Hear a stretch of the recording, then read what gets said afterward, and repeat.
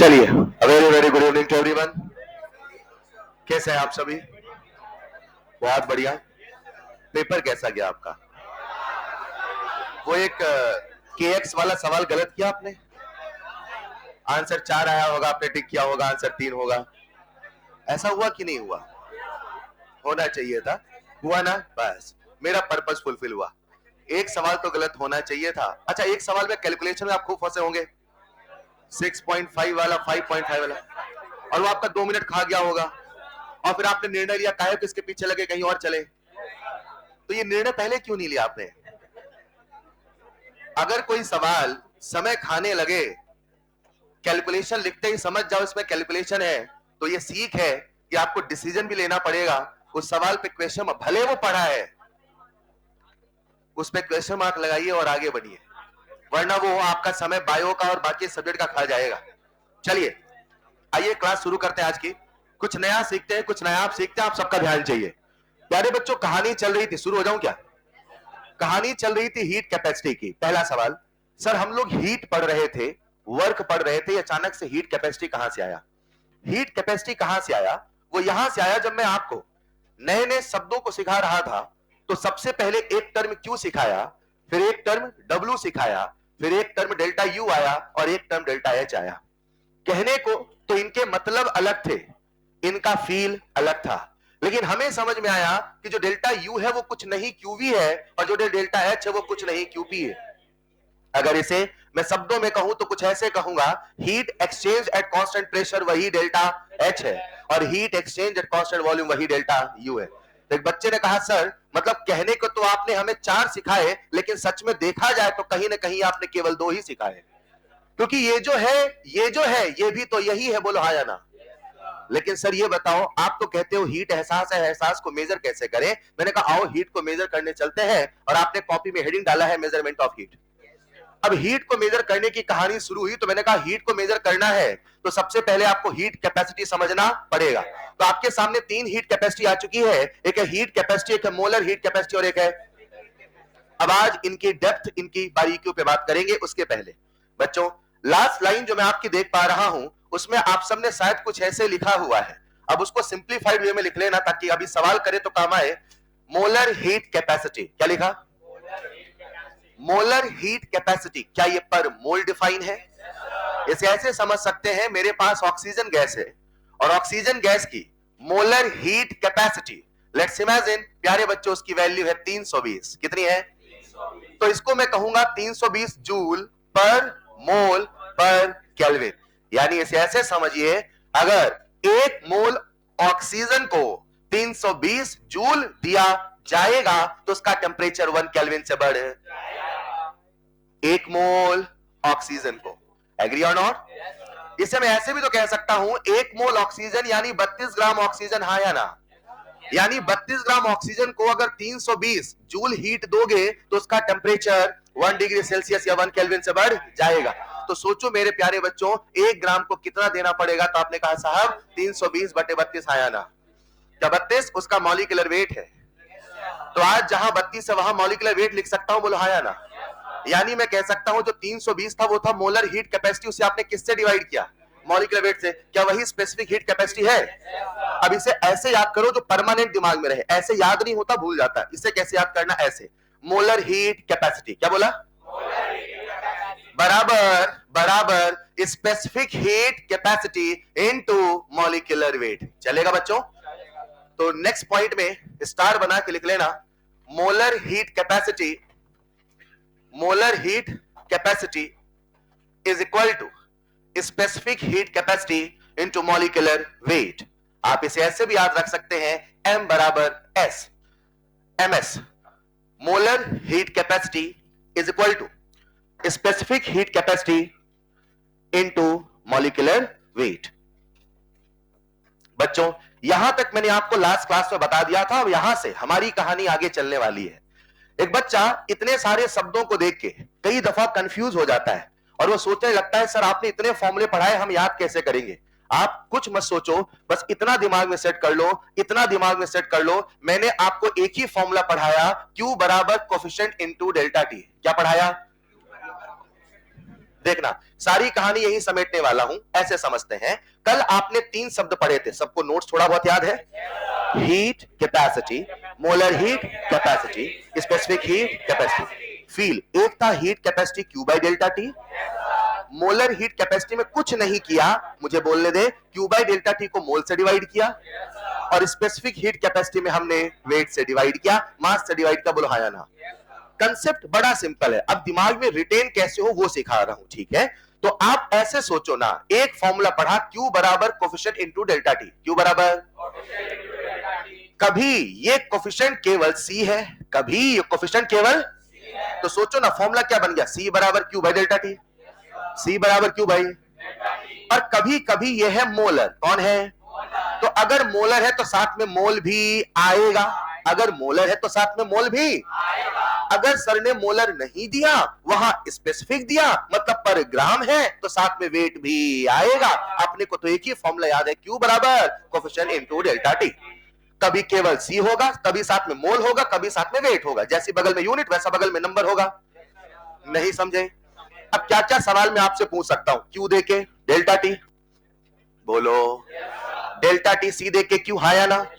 करेंगे सारे सवाल, मगर दिमाग में इतना सेट कर लो कि हमारे पास कई सारे फॉर्मूले नहीं, बस एक ही फॉर्मूला है, Q बराबर कोफिशिएंट इनटू डेल्टा टी। चलेगा? नेक्स्ट पॉइंट लिखना, 2 मेमोराइज फॉर्मूला। अगर आपको सारे फॉर्मूले याद करने हैं तो बस एक फॉर्मूला दिमाग में सेट कर लो, Q बराबर कोफिशिएंट इनटू डेल्टा टी। बच्चों, मैंने आपको हीट कैपेसिटी सिखा दिया, चलो हीट कैपेसिटी हर प्रोसेस में मेजर कर लेते हैं। तो लिखिएगा, measurement of heat capacity in different processes. आओ, अलग अलग प्रोसेस में हम सब्सटेंसेस की हीट कैपेसिटी निकाल लेते हैं। सबसे पहली जो प्रोसेस में ले रहा हूं, अच्छा प्रोसेस कितनी हो सकती है? इनफाइनाइट, लेकिन अपने लिए 4, isothermal, isochoric, isobaric, adiabatic. Done? लेकिन दुनिया में केवल 4 प्रोसेस का मतलब पता है ना? एनर्जी देने लेने का तरीका वही प्रोसेस है, हाँ या ना? अब हम क्या करने वाले हैं बच्चों? हीट कैपेसिटी निकालने वाले हैं। कहां निकालने वाले हैं? डिफरेंट डिफरेंट प्रोसेस में। तो प्रोसेस मैं बताऊंगा, आप सोचते रहना, ठीक है? चलो, सबसे पहला प्रोसेस हमने लिया आइसोथर्मल। बच्चों, आइसोथर्मल में कौन कांस्टेंट है? बढ़िया, क्या आइसोथर्मल प्रोसेस है? अपने को हीट कैपेसिटी का फॉर्मूला पता है, Q बाई। आज कैसी प्रोसेस है? तो बताओ डेल्टा टी बराबर, और अगर डेल्टा टी 0 हो गया तो आप कह सकते हो साहब कि C हो जाएगा इनफाइनाइट, हाँ या ना?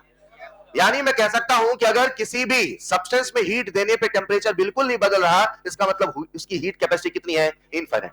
थोड़ा फील करो ना, अगर हीट आएगा, अगर हीट तो क्या सिस्टम का टेम्परेचर बदलेगा? फील तो यही कहता है ना, अगर किसी को हीट दे रहे हो तो उसका टेम्परेचर बदलना, लेकिन अगर उसका टेम्परेचर नहीं बदला, डेल्टा टी 0 है, आई एम डैम श्योर उसकी हीट कैपेसिटी इनफाइनाइट है। ये लॉजिकल है क्या? तो लिखते चलना, in isothermal process heat capacity कितना है? इनफाइनाइट। बिल्कुल वन लाइनर सवाल आते हैं, याद होना चाहिए। अच्छा, आइसोथर्मल के बाद अगला प्रोसेस लिखिएगा एडियाबैटिक। थोड़ी जल्दी लिखते चलना। आओ चलो हीट कैपेसिटी निकालते हैं। अगली प्रोसेस है प्यारे बच्चों एडियाबैटिक। बच्चों, एडियाबैटिक में क्या 0 होता है? Q की डेल्टा Q, Q की डेल्टा Q। क्या एडियाबैटिक में Q 0 है? क्या अपने को हीट कैपेसिटी का फॉर्मूला आता है? हीट कैपेसिटी का फॉर्मूला C बराबर Q बाई डेल्टा टी। कौन 0 हो गया? तो बोलो C कितना हुआ? तो लिख लेना, अगर कभी प्रोसेस एडियाबैटिक है तो उसका हीट कैपेसिटी कितना होगा? 0। आसान है क्या? कितने प्रोसेस हो गए? 2, आइसोथर्मल और अगला प्रोसेस क्या ले? आइसोकोरिक, आइसोबैरिक, जो आपके मन में आए चलेगा। नेक्स्ट टाइम में चलूं, थोड़ा जल्दी लिखना बच्चों, थोड़ा जल्दी, ठीक है? साथ में लिखते चलो, समझते चलो, आगे बढ़े। अगली प्रोसेस प्यारे बच्चों हम सबके सामने आइसोकोरिक प्रोसेस। आ जाओ जरा। आइसोकोरिक में क्या कांस्टेंट होता है? शानदार, क्या कांस्टेंट है? मैं आपके सामने कुछ लिख रहा हूं, समझ में आया तो बताना। देखना, C बराबर Q by delta T. C बराबर, ये कौन है? C नहीं, नाम बोलो, हीट कैपेसिटी। नीचे लगा दिया N, अब कौन है? Molar heat. नीचे लगा दिया वेट, अब कौन है? Specific heat. आसान है। अगर कभी होगा कांस्टेंट वॉल्यूम, क्या होगा? तो मैंने आपके सामने सी लिखा, तो क्या सी का मतलब QV बाई डेल्टा टी होगा? क्या QV अपने को पहचान में आता है? QV बोले तो डेल्टा U, यानी मैं कह सकता हूं अब हीट कैपेसिटी हो चुका है QV यानी delta U by delta T. हाँ या ना? लिखते चले। मतलब अगर उस प्रोसेस का आपने डेल्टा U निकाला, उसे डेल्टा T से डिवाइड करिए, वही उसका हीट कैपेसिटी कहलाएगा एट कांस्टेंट वॉल्यूम। कुछ नहीं, जहां Q था वहां अपन ने क्या लिख दिया? Delta U। अगर प्यारे बच्चों प्रोसेस होगा आइसोबैरिक, क्या बता दोगे आप? बोल दो सब लोग। C बराबर delta H by delta T। अब आपको इसका फील बताता हूं मैं, लिखते रहना। पिछली क्लासेस में जब हम डेल्टा H पढ़ रहे थे तो अपने पास डेल्टा H का एक यूनिवर्सल फॉर्मूला आया था, डेल्टा H बराबर delta U plus delta PV। फिर उसको हमने कांस्टेंट प्रेशर, कांस्टेंट वॉल्यूम, फिर दोनों वेरिएबल और केमिकल रिएक्शन में अलग अलग फॉर्मूले बनाए थे। बच्चे के जहन में एक मिसकंसेप्शन आने लगता है, एक गलत कंसेप्ट सेट होने लगता है, उसे ऐसा लगने लगता है जब भी डेल्टा H निकालेंगे, जब भी डेल्टा H, उसे ऐसा लगने लगता है कि डेल्टा H का एक ही फॉर्मूला है, delta U plus delta PV, और अगर केमिकल रिएक्शन है तो डेल्टा H बराबर delta U plus delta NCRT। हाँ या ना? नहीं प्यारे बच्चों, इसी सवाल को वो आपसे इसके फॉर्म में भी पूछ सकता है और इसी सवाल को आपसे वो हीट कैपेसिटी के फॉर्म में भी पूछ सकता है। मतलब दिमाग को ओपन माइंडेड करें और ये सोचें कि डेल्टा H के सवाल हीट कैपेसिटी से भी बनाए जा कैसे। अभी सवाल कराऊंगा, क्या यहां तक सबको क्लियर है? आओ पूरी कहानी को निचोड़ते हैं। चलो नेक्स्ट स्लाइड में। आपने अभी तक प्यारे बच्चों जितने शब्द सुने बता देना। सबसे पहले हीट कैपेसिटी, फिर मोलर हीट कैपेसिटी, फिर जिसे कभी स्मॉल सी तो कभी कैपिटल एस से लिखते हैं। डन? जो जो पूछू बस वो बताना, ठीक है? क्या सबको हीट कैपेसिटी की परिभाषा पता है? हीट कैपेसिटी में अमाउंट ऑफ सब्सटेंस स्पेसिफाई है कि नहीं है? मोलर में, स्पेसिफिक में, सबको साथ में टेबल बनाना है छोटी सी, लिखते चलना। तो हीट कैपेसिटी में अमाउंट स्पेसिफाइड नहीं है, हीट कैपेसिटी में अमाउंट स्पेसिफाइड नहीं है, लेकिन मोलर हीट कैपेसिटी कितने मोल के लिए है? 1 मोल, और स्पेसिफिक हीट कैपेसिटी 1 ग्राम। बढ़िया बच्चों, क्या आपको सबके फॉर्मूले भी याद है? सी का फॉर्मूला बोल दो, Q by delta T. Molar का बोलो, Q by N delta T. हाँ या ना? स्पेसिफिक का बोलो, Q by W delta T. आसान है क्या? लिखते चले। फॉर्मूला भी हमें याद है, कंसेप्ट भी हमें याद है। क्या सबको यूनिट भी याद है? लिखते चलेंगे। Heat capacity joule per kelvin, molar heat capacity joule per mole per kelvin. शानदार। और specific heat capacity joule per gram पर केल्विन। यूनिट लिखने के साथ उसे फील करना भी आना चाहिए। एक बच्चा कहता है यूनिट है joule per mole per kelvin, और एक बच्चा उसे फील करता है सर अगर हीट कैपेसिटी है 20 joule per mole per kelvin, ये कहने का मतलब है अगर 1 मोल को 20 जूल दोगे उसका टेंपरेचर केल्विन से बढ़े। सवाल फील से बनेगा, ब्लाइंडली फॉर्मूले से नहीं बनेगा, याद रखना। सबने लिख लिया होगा? मुझे बताओ अमाउंट ऑफ सब्सटेंस कहां स्पेसिफाइड नहीं है? हीट कैपेसिटी में कि मोलर में? हीट, मतलब अमाउंट के बदलने से सी बदल नहीं बदल सकता है। अगर अमाउंट बदलेगा तो क्या उसका हीट कैपेसिटी बदलेगा? अरे बोलो ना। 1 मिनट, मैं हीट कैपेसिटी की बात कर रहा हूं कि मोलर की स्पेसिफिक की? हीट की। अमाउंट ऑफ सब्सटेंस स्पेसिफाइड समझते हैं। 10 ग्राम पानी लो, उसे 10 जूल दो, टेम्परेचर बढ़ेगा। अब 100 ग्राम पानी लो, उसे भी 10 जूल दो, तो दोनों का टेम्परेचर का चेंज सेम है, अलग है। तो मात्रा के बदलने से हीट कैपेसिटी बदला कि नहीं बदला?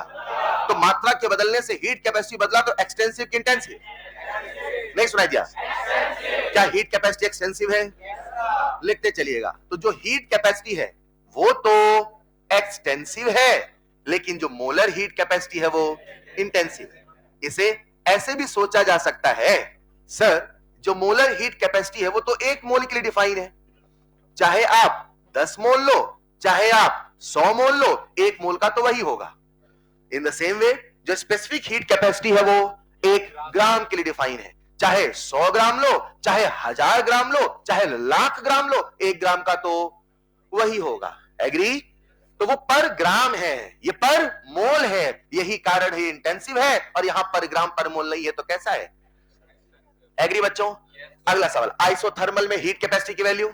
Isothermal, isothermal, isothermal, isothermal, adiabatic, adiabatic, adiabatic, isobaric. अब आइसोबैरिक में लिखना पड़ेगा, एग्री। अब सुनो, आप ऐसे याद रखो, Q बराबर C डेल्टा T, Q बराबर NC डेल्टा T, Q बराबर MS डेल्टा T, हाँ या ना? समझ पा रहे हो क्या? आप तो एक फॉर्मूला याद करो, Q बराबर कोफिशिएंट इनटू डेल्टा T। बोलेंगे Q बराबर, कभी कोफिशिएंट है C तो कभी है NC तो कभी है WC। नहीं समझे? कब होगा मोल? सर बगल वाला मोल तो ये भी मोल। अगर मान लो सवाल में यूनिट देता मोल में तो आप भी साथ में मोल लिखना, सवाल में यूनिट देता ग्राम में तो आप साथ में वेट लिखना। आसान है क्या? लेकिन नेक्स्ट पॉइंट, आइसोबैरिक। अगर सवाल में आइसोबैरिक प्रोसेस बोला तो फिर मैं कह सकता हूं delta H is equal to C delta T, और यहां पर भी इसी प्रकार से delta H is equal to NCP delta T, और यहां पर इसी प्रकार से delta H is equal to WS delta T। सारे फॉर्मूले नहीं याद करें, बस एक फॉर्मूला याद करें, Q बराबर कोफिशिएंट इनटू डेल्टा T। अभी उसका जादू दिखाता हूं कुछ ही देर में। लेकिन अगर कभी प्रोसेस हो गई आइसोकोरिक तो जहां डेल्टा H है वहां डेल्टा U है, लिख लो जल्दी से। तो डेल्टा U बराबर C delta T, delta U बराबर NCV delta T, in the same way delta U बराबर WS डेल्टा T। सर हम कैसे जानेंगे कहां वेट है कहां मोल है? बगल में यूनिट मोल की तो मोल भी लिखना, बगल में यूनिट ग्राम की तो ग्राम भी लिखना, दैट्स इट। आसान है क्या? आओ, सबसे पहला काम, heat capacity, molar heat capacity, specific, तीनों में अंतर क्लियर जी? तीनों की calculation clear? Isobaric, isochoric, isothermal, adiabatic clear? अब कहानी आगे बढ़ाते हैं, ठीक है बच्चों? एक सवाल मैं आपसे पूछता हूं, अगर कहूं हीट कैपेसिटी, क्या बोलूं? पूरी क्लास क्या बोला मैंने? तो क्या हीट कैपेसिटी से डेल्टा H निकाल लोगे? बोलो ना। क्या हीट कैपेसिटी से डेल्टा U भी निकाल लोगे? मतलब डेल्टा H निकालने के जो पुराने तरीके थे उसमें तरीका और ऐड हुआ कि सवाल हीट कैपेसिटी देगा तो भी हम डेल्टा H निकाल सकते हैं, या डेल्टा H से हीट कैपेसिटी निकाल सकते हैं। न्यूमेरिकल करना है, न्यूमेरिकल ओरिएंटेड सोच लाओ। ये देगा तो ये करेंगे, ये देगा तो। यहां तक फंडा क्लियर है भाई? देखो हमारा जो सिलेबस है वो दो चीजों के लिए, या तो आइडियल गैस है या तो केमिकल रिएक्शन, एग्री और नॉट? अभी जो सारी बातें चली ये सब चला जनरल यूनिवर्सल, सब जगह अप्लाई है। अब मैं इस पूरे केस को केवल आइडियल गैस में कहीं ना कहीं सिकोड़ रहा हूं, सिकोड़ दो क्या? कॉपी लिखना, next point, heat capacity for ideal gas, heat capacity for ideal gas, heat capacity for ideal gas. आ जाओ, आज हम कौन सी गैस ले रहे हैं बच्चों? आइडियल।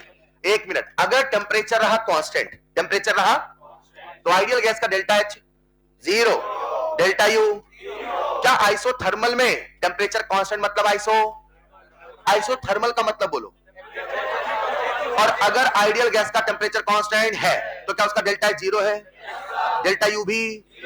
ऐसा सबके लिए, ओनली फॉर आइडियल गैस? और आइसोथर्मल बोलने से डेल्टा H 0 होने वाला? अच्छा, आज टेम्परेचर कांस्टेंट रखे कि ना रखे? सर टेम्परेचर कांस्टेंट रखने की सोचना भी नहीं। अगर आपने टेम्परेचर कांस्टेंट रख दिया, टेम्परेचर कांस्टेंट रख दिया तो हीट कैपेसिटी कितना होगा? हमें टेम्परेचर बदलना, तो कहीं ना कहीं हीट कैपेसिटी आइसोथर्मल में नहीं पढ़ सकते, एडियाबैटिक में नहीं पढ़ सकते। कहां पढ़ोगे? या तो आइसोबैरिक या तो आइसोकोरिक। क्या पढ़ोगे? Heat capacity. कहां पढ़ोगे? या तो आइसो चलेगा। अब आज आपके सामने मैंने लिखा heat capacity for ideal gas, तो इसके लिए होगा या तो CV या तो CP, या तो होगा CP या तो होगा C, या तो कांस्टेंट प्रेशर। डन। सब लोग बोर्ड पे आना जरा, मुझे पूरी क्लास का ध्यान चाहिए। मैंने आपके सामने एक फॉर्मूला लिखा है प्यारे बच्चों, डेल्टा H बराबर delta U plus delta PV। क्या सबको याद है? क्या ये डेल्टा H का जनरल फॉर्मूला था? एक बार हमने P delta V plus V delta P लिखा था। अब कुछ कैसे कह रहा हूं सुनिएगा, राइट? ये क्या लिखा? Delta PV। क्या आइडियल गैस का किस्सा चल रहा है?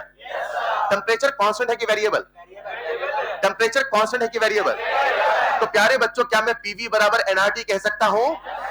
यानी मैं कह सकता हूं P डेल्टा V बराबर nR डेल्टा T। बोलो चलेगा?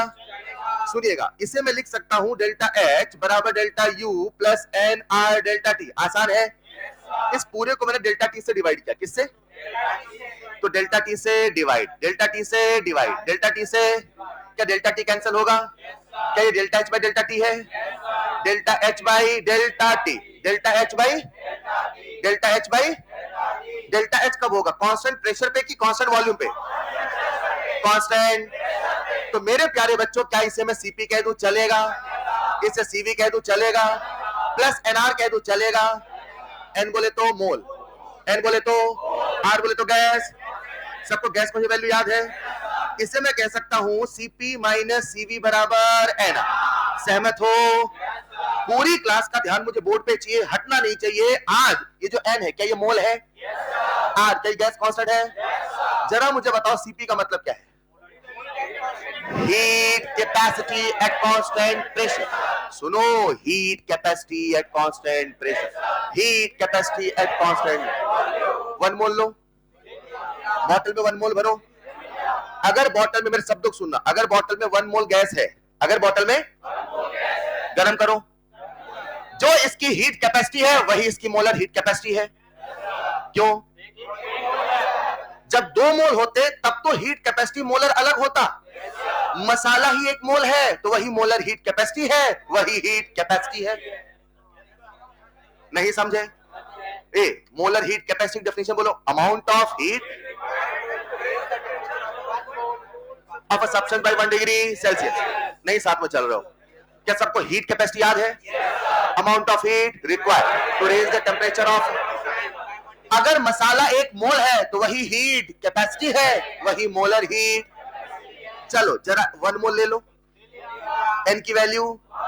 जैसे ही आपने लिया 1 मोल, पूरी क्लास बोर्ड पे जुड़े रहना, जैसे आपने लिया, I will not repeat again, याद रखना, जैसे आपने लिया 1 मोल, क्या लिया? एम्स में सवाल आया है, जेई में सवाल आया है, बच्चा निगेटिव बार बार करके आता है। दिक्कत कहां है सुनिएगा। अगर लिया 1 मोल, कितना लिया? तो प्यारे बच्चों, क्या मैं कह दूं सीपी माइनस सीवी बराबर आर? हाँ या ना? फिजिक्स में इसी को बोलते हैं मेयर्स फॉर्मूला। क्या बोलते हैं? मुझे वो नहीं सिखाना, मुझे ये सिखाना। ये अब सीपी क्या है? अब ये है 1 मोल। क्या है ये? और 1 मोल की heat capacity molar heat capacity, और ये है molar heat capacity at constant pressure. यहां ये क्या है? हीट कैपेसिटी, और ये क्या है? मोलर। 1 मोल बोल दिया तो वही मोलर हीट कैपेसिटी है, और मोल नहीं बोला तो वो सिंपल हीट कैपेसिटी है। यहां तक क्लियर हुआ? पक्का क्लियर हुआ? अब समझना, मैंने आपसे एक सवाल पूछा बच्चों। क्या पूछा? मान लो एक सिस्टम है, इसमें है 2 मोल। कितने हैं? फटाफट बताना। मान लो कितने मोल है? तो इसके लिए फॉर्मूला मैं कैसे लिखूं? सीपी माइनस सीवी बराबर आर। क्या ये लिख सकता हूं? सुनो, ये भी लिख सकता हूं, बशर्ते आपको पूछना पड़ेगा सीपी सीवी क्या है। अगर प्रश्न कह दे, अगर प्रश्न ये molar heat capacity at constant pressure, ये molar heat capacity at constant molar, 1 मोल का, मोलर 1 मोल का। अगर 1 मोल का है तो चाहे 50 मोल हो, चाहे 1,00,000 मोल हो, सीपी माइनस सी बराबर आर ही होगा। लेकिन अगर वो कहता है नहीं, CP and CV are not the molar heat capacity, they are the heat capacity, अब आपका फॉर्मूला होगा सीपी माइनस सीवी बराबर 2। जब 2 नहीं था तो मोलर हीट कैपेसिटी, जब 2 है तो हीट कैपेसिटी। सवाल क्लियर हुआ? पक्का क्लियर हुआ? कॉपी में लिखिएगा जल्दी से।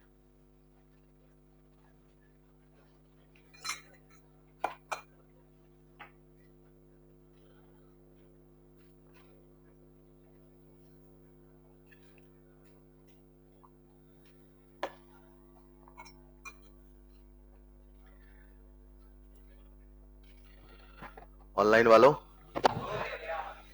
बच्चों, कैसे हैं आप सभी?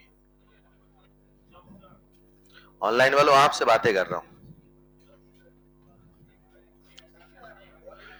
यहां लिखा है heat capacity at constant pressure, और यहां लिखा है heat capacity at constant volume. बच्चे को लगा था कि थोड़ा थोड़ा मुझे समझ में आने लगा, इतने में तूफान आया। Heat capacity at constant pressure, और वहां लिखा है heat capacity at constant volume. गौर फरमाइएगा, अगर हीट कैपेसिटी है तो साथ में मोल भी आएगा। 1 मोल है तो 1 आर, 2 मोल है तो 2 आर, 3 मोल है तो 3 आर। ऐसा सवाल एम्स में आया हुआ है, जेई में आया हुआ है, और बच्चे यही गलती करते हैं। बस सवाल ध्यान से पढ़ना है, उसने हीट कैपेसिटी बोला है कि मोलर हीट कैपेसिटी बोला है।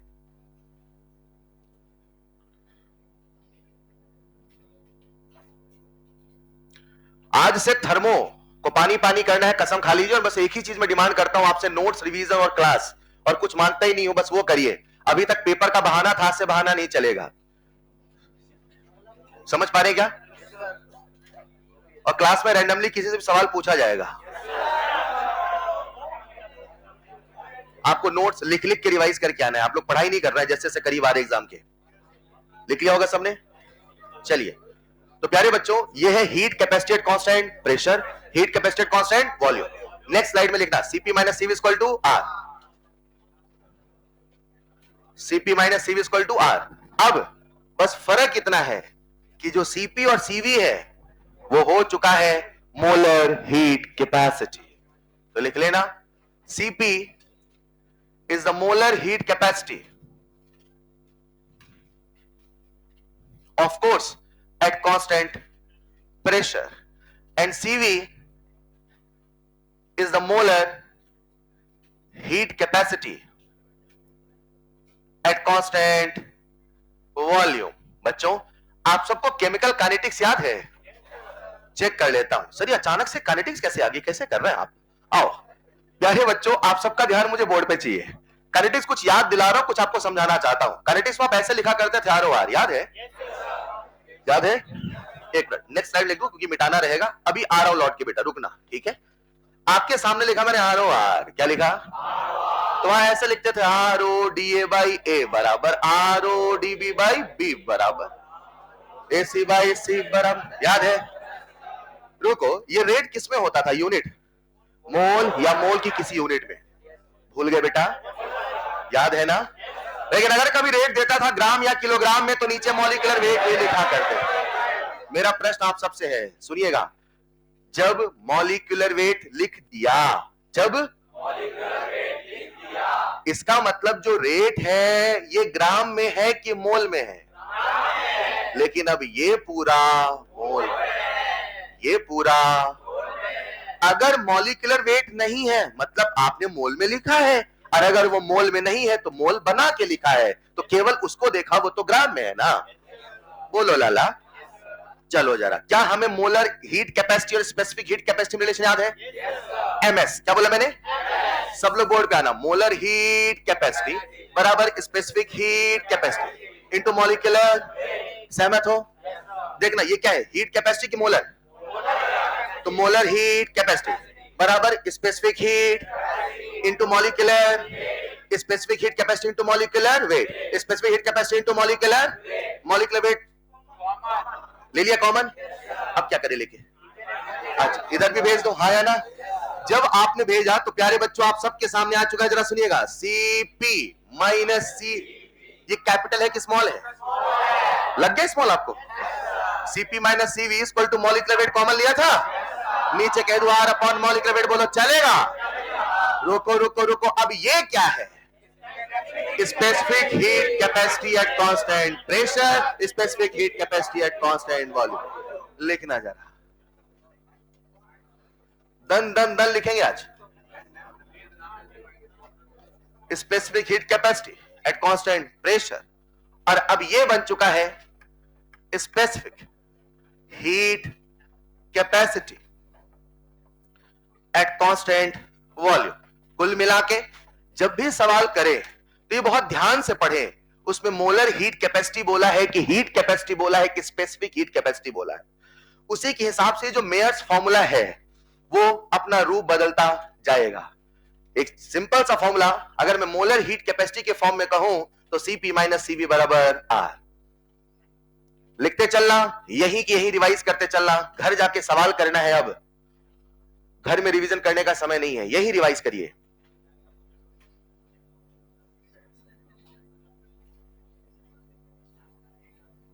अब ऐसा करना भी है बेटा। एक बच्चे का ऐसा सिर्फ सोचना है, अब ऐसा ही करना है। लिख लिया होगा सबने? गलत बात बिल्कुल नहीं बोलेंगे। चलिए, तो Cp minus Cv equal to R upon molecular weight चलेगा। अभी तक कितने कंसेप्ट आ गए? हीट कैपेसिटी क्लियर है, कितने टाइप की? 3। Heat capacity, molar heat capacity, specific. हाँ, हीट को हमने ऑफ कोर्स 2 ही हुआ, पर मैं 3 बोल रहा हूं। Heat capacity, molar, specific. रुकना, पॉइंट नंबर 1, क्या तीनों के फॉर्मूले याद है? आप एक फॉर्मूला याद रखो, Q बराबर कोफिशिएंट इनटू डेल्टा T। एक बार याद तो करो, Q बराबर कोफिशिएंट, कभी C, कभी NC, कभी WS, कभी C, कभी NC, कभी WS। समझे क्या? अब एक सवाल पूछता हूं, अगर मैंने बोला आइडियल गैस, क्या बोला? आइडियल गैस के लिए क्या आपको CP CV रिलेशन पता है? बोलो एक बार, CP माइनस CV। एक मिनट, आर याद है आपको? आर की यूनिट जूल में भी होगी, कैलोरी में भी होगी।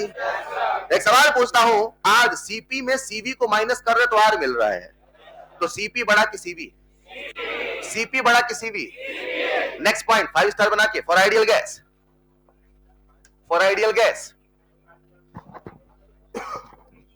For ideal gas, CP is always greater than CV. वो बच्चे जो ऑलवेज देखते ही गलत कर देते हैं, उनके लिए बता दूं, this is always true. For ideal gas, CP is always greater than CV. अब एक बच्चे ने रट लिया कि सीपी सीवी से बड़ा होता है, एक बच्चे ने रट लिया सीपी सीवी से बड़ा। ना, मैंने क्या रटवाया? आइडियल गैस के लिए सीपी सीवी से बड़ा होता है। तो एक बार एग्जाम में सवाल आया, लिखो सवाल, whether CP is always greater than CV. तो बच्चे ने रटा था, whether CP is always greater than CV. तो सवाल आपसे पूछ रहा है, क्या सीपी सीवी से हमेशा बड़ा होगा? तो बच्चे ने आओ देखना था, तुरंत आंसर दिया, हां बड़ा होगा। अरे लाला, वो आइडियल गैस के लिए होगा। अब कुछ कह रहे हैं, सर आपने आइडियल गैस बोला, मतलब हर जगह नहीं होगा। हेलो, तो उसने सबूत पूछा, कहां नहीं होगा? उसने सबूत पूछा, कहां नहीं होगा। आओ जरा सब लोग बोर्ड पे आओ। अभी आपके सामने एक फॉर्मूला लिखा था, डेल्टा H बराबर delta U plus delta PV। सहमत हो? बोर्ड पे आ जाओ। आगे क्या? चलो, हम जब हीट कैपेसिटी पढ़ते हैं तो एक लाइन बोलता हूं, हर सब्सटेंस की अपनी हीट कैपेसिटी है, ट्रू और फॉल्स? और हर सब्सटेंस की हीट कैपेसिटी अलग है। जितनी हीट कैपेसिटी पेट्रोल की, उतनी हीट कैपेसिटी पानी की, उतनी हीट कैपेसिटी शहद की नहीं है। सब्सटेंस बदलेगा तो हीट कैपेसिटी ज्यादा, मतलब झेलने की क्षमता, मतलब हीट कैपेसिटी ज्यादा, मतलब ज्यादा हीट दोगे तो कहीं जाके डिग्री सेल्सियस बढ़ेगा। बोलो ना, पक्का? एक इंटरेस्टिंग फैक्ट बता रहा हूं, जनरल नॉलेज का। पानी की हीट कैपेसिटी है 1 कैलोरी। थोड़ा इसको फील करना, पानी की हीट कैपेसिटी है 1 कैलोरी। पानी की हीट कैपेसिटी है 1 कैलोरी। इसे ऐसे समझो, जब पानी 14.5 डिग्री सेल्सियस पे है, कहां है? ये भी किसी का AITS का पेपर है, सुनिएगा। 14.5 डिग्री सेल्सियस पानी का टेम्परेचर इमेजिन करो। 14.5 कर लिया? कितना टेम्परेचर है? 45। ठंडा है पानी, गर्म है? पक्का ना?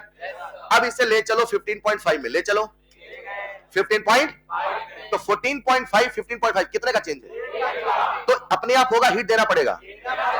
14.5 से 15.5 पहुंचाने के लिए जो हीट देना पड़ता है वही है 1 कैलोरी। कितना है? और यह है पर ग्राम, और 1 कैलोरी में कितने जूल? 4.2 जूल। हेलो, 4. तो पानी की स्पेसिफिक हीट हो चुकी है 4.2 जूल पर ग्राम पर डिग्री सेल्सियस। क्या आप इसे फील कर पा रहे हो? लेकिन जो परिभाषा कहते हैं ना, डेफिनेशन बनाई कैसे जाती है वैसे याद रखना पड़ता है। किताबों में जो डेफिनेशन मिलती है 4.5 से 14.5 से 15.5 मिलता है। 0 से 1 करने में जो हीट दोगे वो हीट कैपेसिटी पानी का नहीं है, 1 से 2 नहीं है। कहां डिफाइन है? 14.5 से 15.5। अब थोड़ा फील करना, लो जरा पानी 14.5 में। अब इसे कहां पहुंचाना है? अपने आप होने वाला हीट देना। और मुझे पता है, अगर 1 ग्राम पानी होगा तो मुझे देना पड़ेगा 4.2 जूल।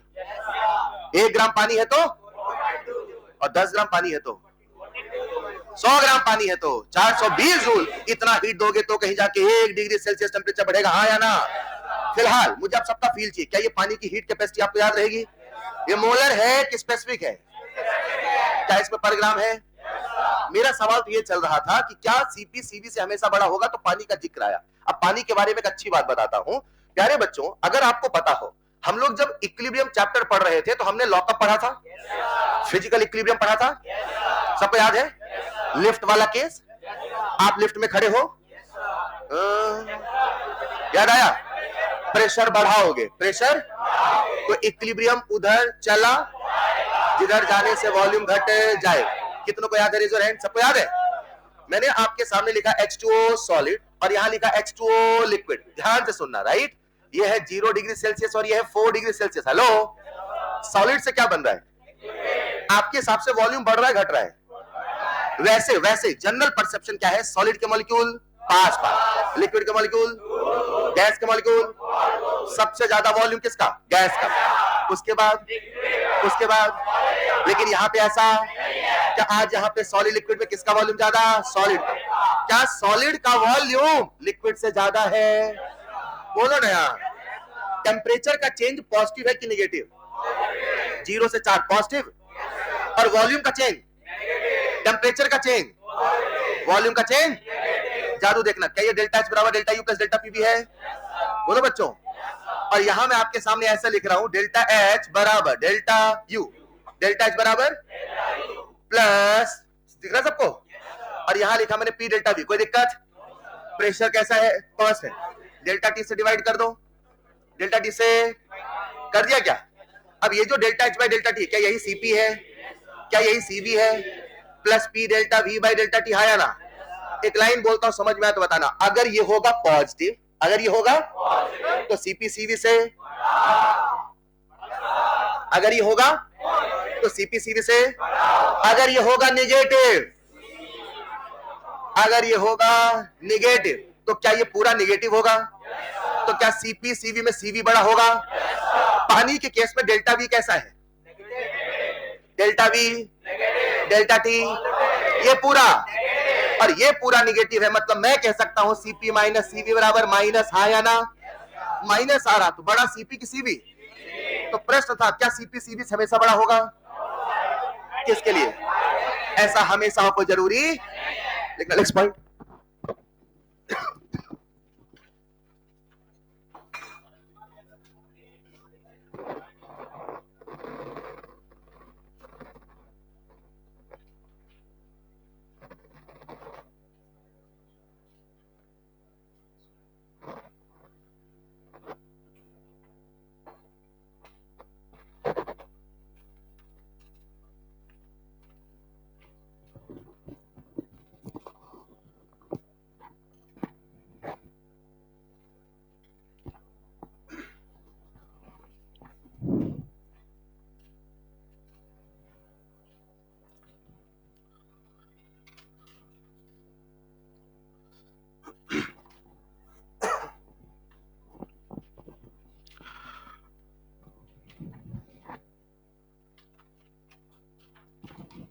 तो कहानी का निष्कर्ष है कि हर सब्सटेंस की अपनी हीट कैपेसिटी होती है।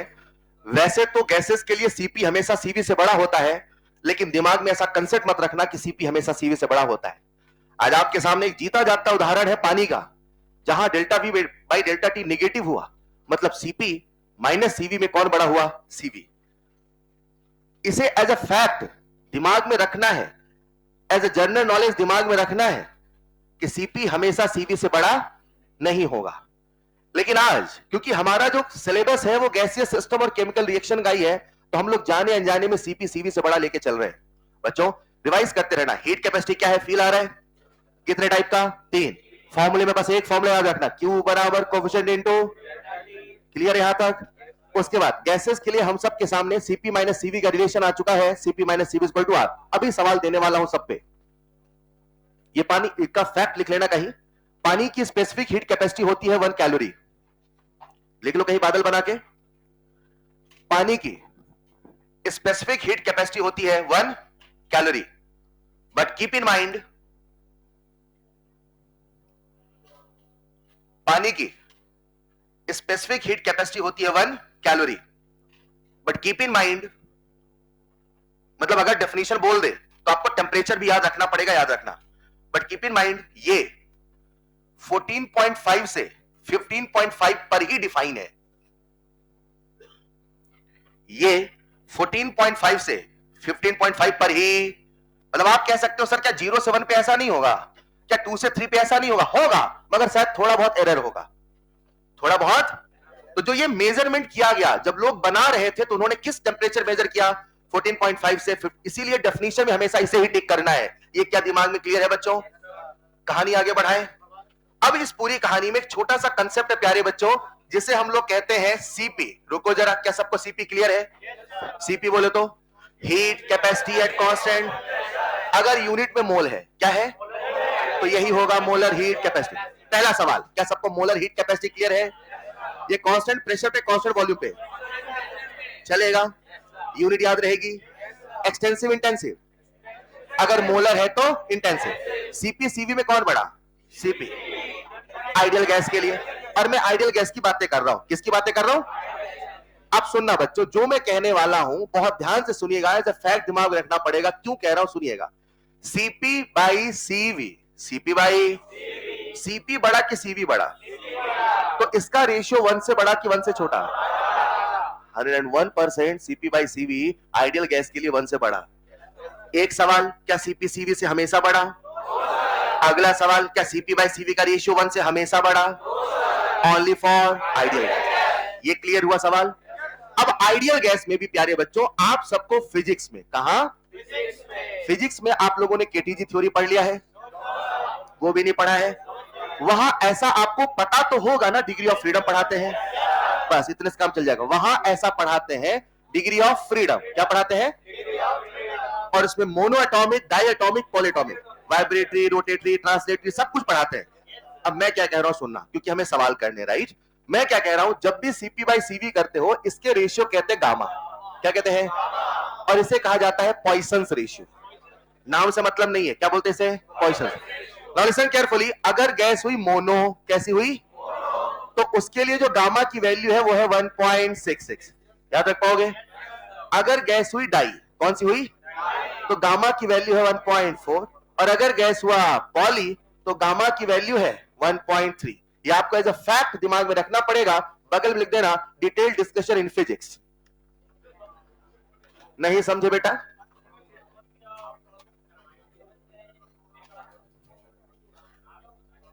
बता दूं क्या डिग्री ऑफ फ्रीडम जल्दी से? नहीं बताऊंगा। अरे बहुत आसान है, 3, 5, 6 डिग्री ऑफ फ्रीडम फटाफट आ जाता है, वो सब पढ़ोगे, निश्चिंत रहो। बस बस अभी बस ये वैल्यू याद, बहुत आसान है, बस ये वैल्यू याद रखना है। अच्छा, वैल्यू घट रही कि बढ़ रही? मोनोडाइपॉली घट रही, 1.6, 1.4, 1.3। हेलो, आसान है क्या? चेक करते कितना आपको याद हुआ। फॉर्मूला मात्र एक, Q बराबर कोफिशिएंट इनटू डेल्टा टी, और एक formula molar heat capacity, specific heat capacity, याद रहेगा?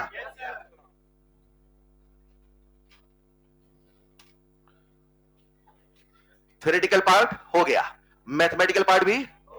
आओ प्यारे बच्चों, इस पूरी कहानी को कुछ सवालों के माध्यम से करते हैं आपके साथ। पहला सवाल आप सबके लिए,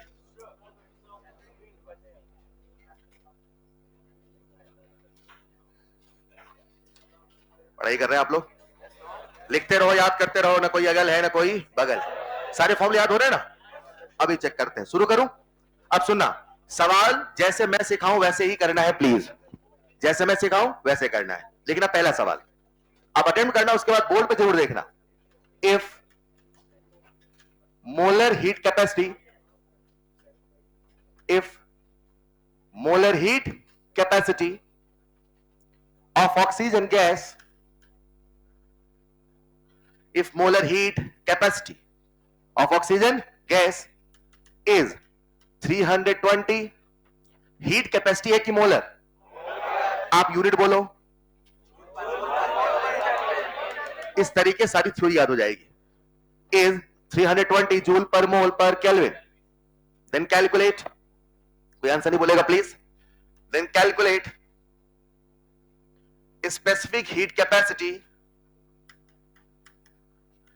then calculate specific heat capacity of oxygen gas, then calculate specific heat capacity of oxygen gas। कितने बच्चों से बन जाएगा? पूरी क्लास चाहिए? मोलर देख के स्पेसिफिक पूछा है, फॉर्मूला काय का लगाऊं? फोर्स का कि मोमेंटम का? एक्सेलरेशन का। मोलर हीट कैपेसिटी बराबर specific heat capacity into molecular wait, MS करना है आपको। चलिए, हेलो, मोलर हीट कैपेसिटी दिया कि पूछा है? और स्पेसिफिक हीट कैपेसिटी हमसे 320/32। आंसर आया 10 न्यूटन जूल पर ग्राम पर केल्विन। क्या कोई बच्चा इसे फील से कर सकता है? आओ फील से करते, आओ बेटा, आओ आओ। आगे क्या? इसकी मोलर हीट कैपेसिटी 320, यानी सुनना बेटा, देखना बेटा, देखना, 1 मोल O2, क्या बोला? को 320 जूल दोगे तो टेम्परेचर 1 केल्विन से बढ़, यानी 32 ग्राम O2 को 320 जूल दोगे तो टेम्परेचर 1 डिग्री सेल्सियस से बढ़ जाएगा। तो क्या 1 ग्राम O2 का बता दोगे? 1 ग्राम O2 का बता दोगे? कितना होगा? 320/32। आंसर कितना आया? 10 जूल पर ग्राम पर केल्विन। क्या बोल दिया था मैंने? लिखो जरा, हाँ जल्दी जल्दी जल्दी।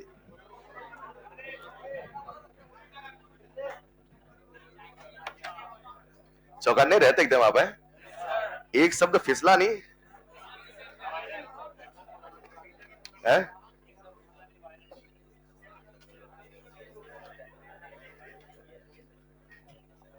इतने चौकन्ने हुए कंसेप्ट क्यों नहीं सीखते?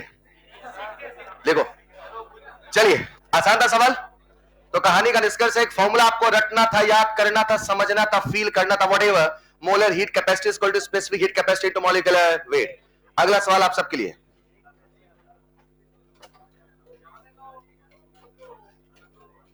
बोलो क्या? फॉर 2 मोल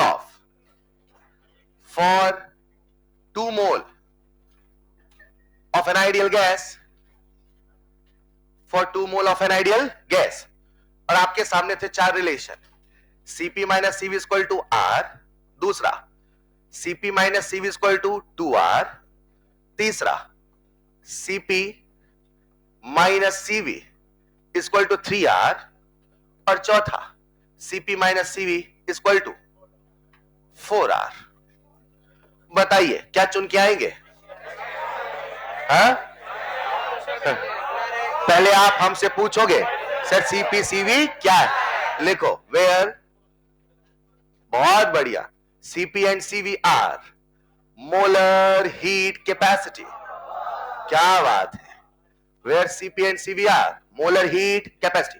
अब प्रश्न में उसने मोलर बोल दिया, मतलब 1 मोल का बोला, तब एक ही फॉर्मूला होगा, बोला कौन?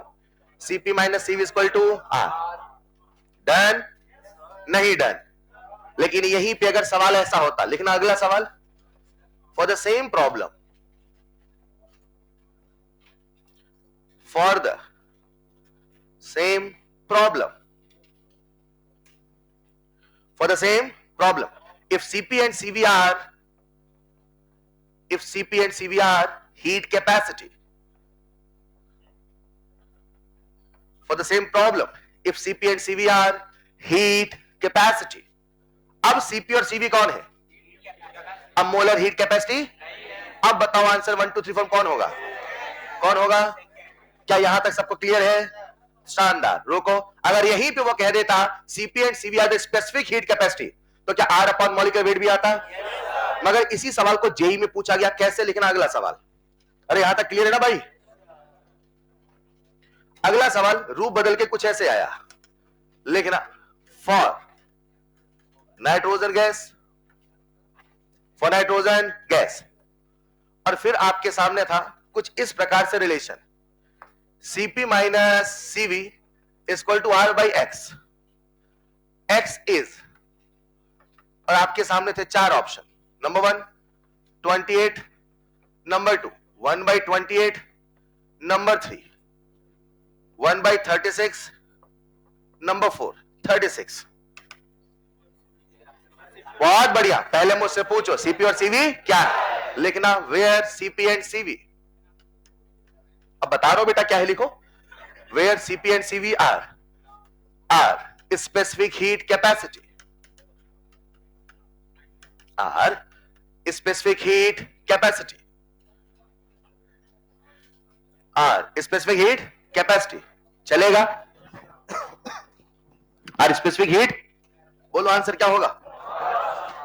कितने बच्चों से बन गया?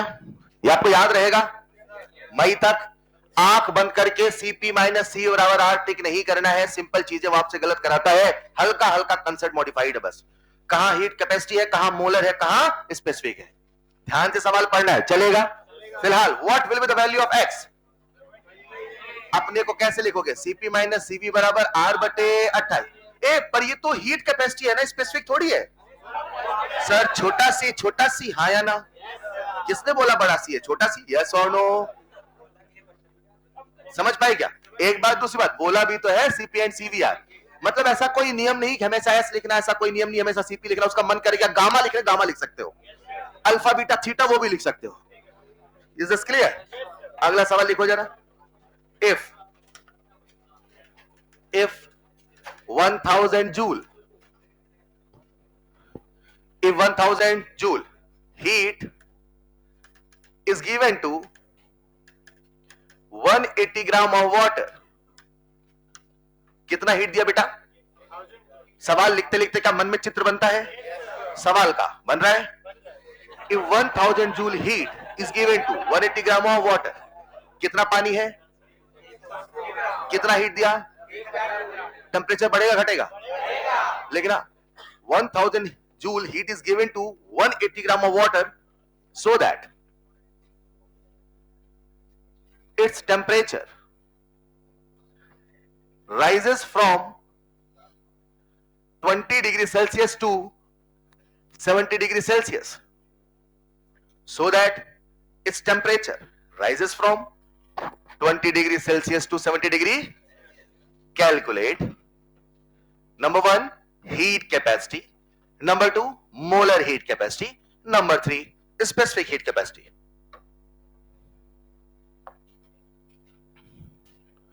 सौम्य आप मुझे व्हाट्सएप करके रखना बच्चे ऑनलाइन में, गोकू व्हाट्सएप आपने साथ किया था, मैंने चेक नहीं किया, मैं भी चेक करता हूं, लिख लिया होगा, लिखो बेटा लिखो।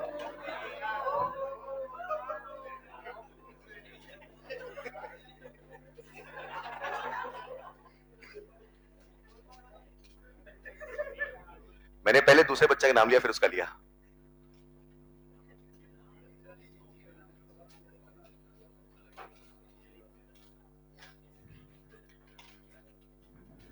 चलिए कर लिया होगा सबने,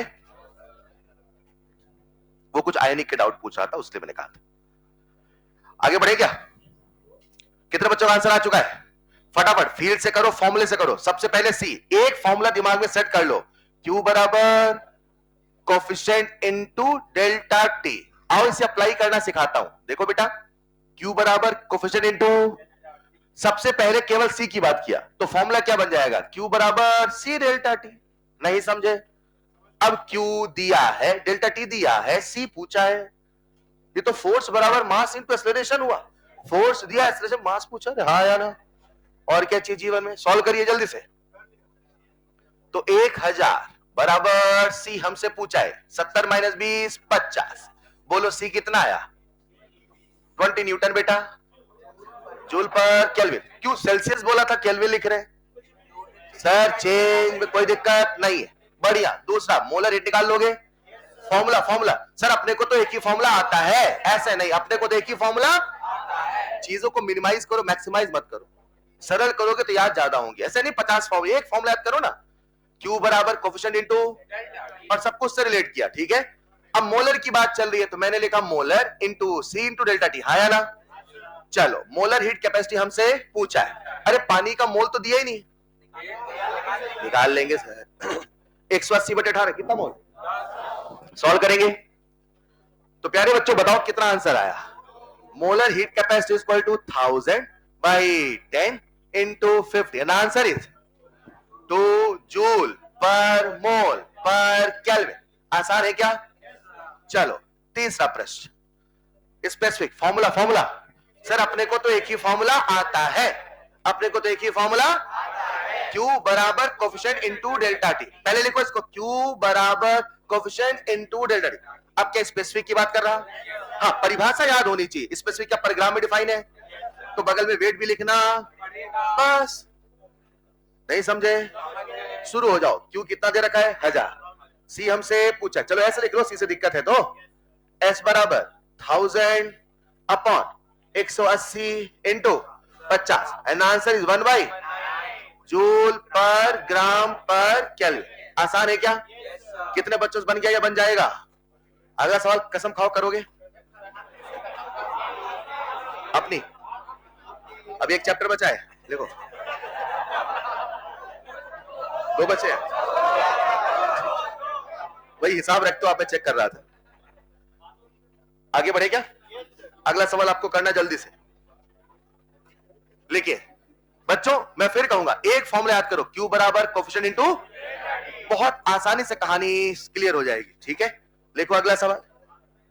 10 mole of 10 mole of 10 mole 10 mole of hydrogen gas is heated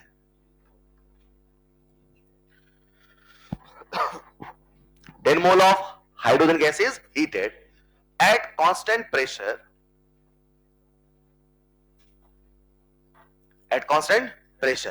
so that its temperature changes from 10 degree Celsius to 110 degree Celsius. 10 से 110 कितने का चेंज? और हाइड्रोजन कितने मोल है? 10 मोल। और हीट दे रहे हो, राइट? हीट कितना दिया पता? मगर हीट कहां दिया? और जो कांस्टेंट प्रेशर पे हीट है वही डेल्टा। बहुत बढ़िया, लिखो जरा। From 10 degree Celsius to 110 degree Celsius, if molar heat capacity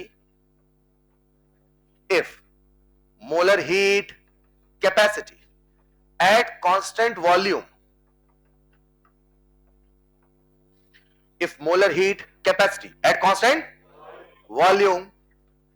for the gas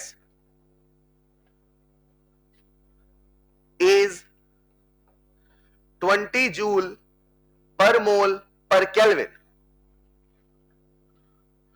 20 joule per mole per Kelvin, then calculate delta H। बच्चों आज इस सवाल में आपसे क्या निकलवा रहा हूं? Delta H। और कल जब केमिस्ट्री में केमिकल रिएक्शन सवाल तब भी क्या निकाल रहे थे? Delta H। तो दिमाग में पहले ये सेट करो कि डेल्टा H निकालने का मात्र वो फॉर्मूला नहीं है, हीट कैपेसिटी से भी डेल्टा H निकाला जा सकता है। इसको सेट करो पहले। हीट कैपेसिटी से भी डेल्टा H निकाला जा, 2 तरीके हो गए, एक तो वो फॉर्मूला डेल्टा H बराबर डेल्टा U और एक हीट कैपेसिटी वाला। ठीक है, शुरू हो जाओ। अपने को तो एक ही फॉर्मूला आता है, शुरू हो जाइए। Q बराबर कोफिशिएंट इनटू डेल्टा T।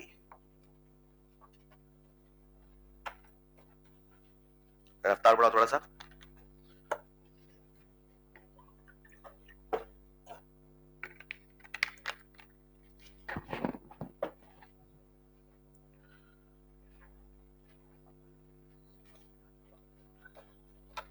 बन गया सबसे? शुरू हो जाइए जल्दी से। कुछ मोल वोल की बातें कर रहे हैं क्या? तो अपने को फॉर्मूला सिंपल वाला लगाना, मोल वाला।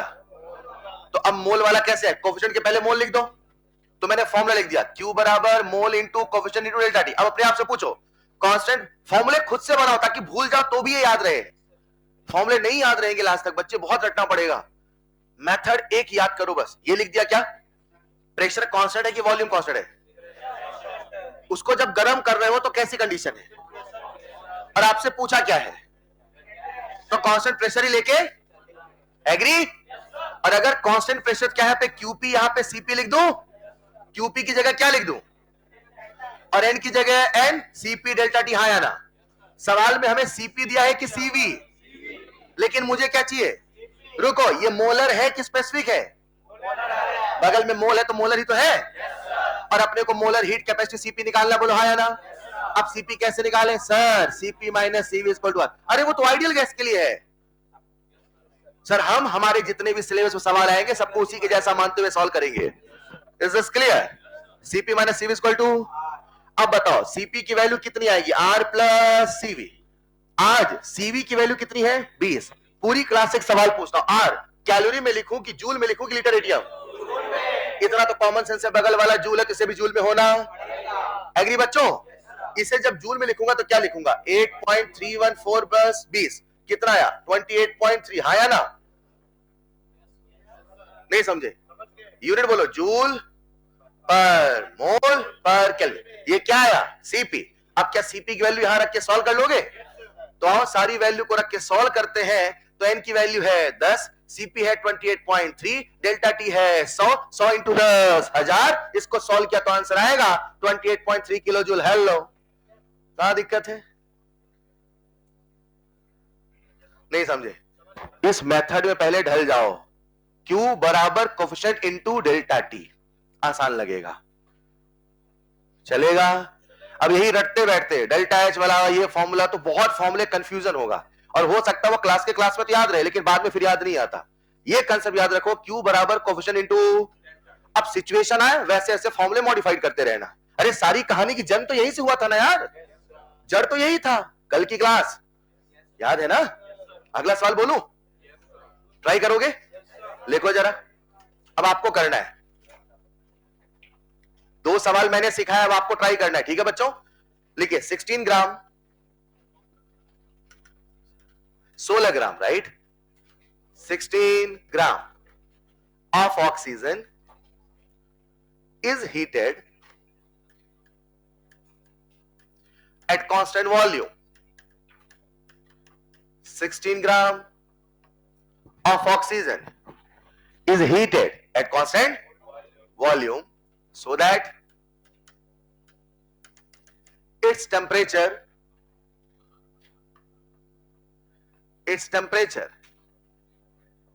changes from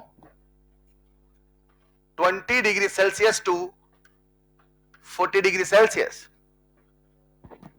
16 ग्राम ऑक्सीजन को गर्म किया तो उसका टेम्परेचर 20 से 40 हो गया। गर्म कर रहे हैं कांस्टेंट वॉल्यूम पे। कांस्टेंट वॉल्यूम मतलब क्यूवी की क्यूपी? क्यूवी बोले तो delta. If molar heat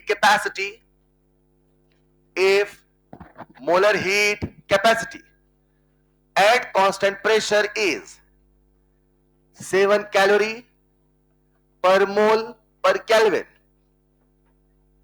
If molar heat capacity at constant pressure is 7 calorie per mole per Kelvin, then calculate delta U for the process.